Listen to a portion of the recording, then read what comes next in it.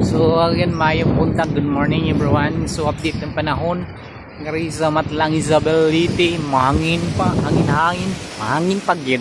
Unya uwan-uwan, unya mo na nagin pabilin na pa siguro bagyong Tino nga malusaw na ni karon dayon.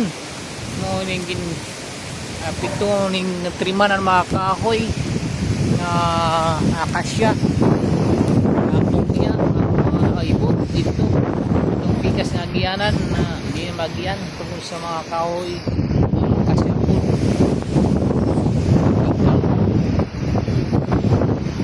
so keep yourself tatanan kina nga area diri mayo na lang yung triman na po yung mga African talisay. Oh ano na di ka makaagi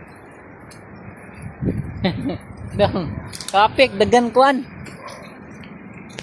dagan ka yung nagkuan lig so natuyok kana ka mga dabar cards so kana mga African talisay dili sila wa siya maunsa kay last month gintriman na ako ni so Mama Mary of Our Lady of Fatima free for us for this typhoon Tino. God bless everyone.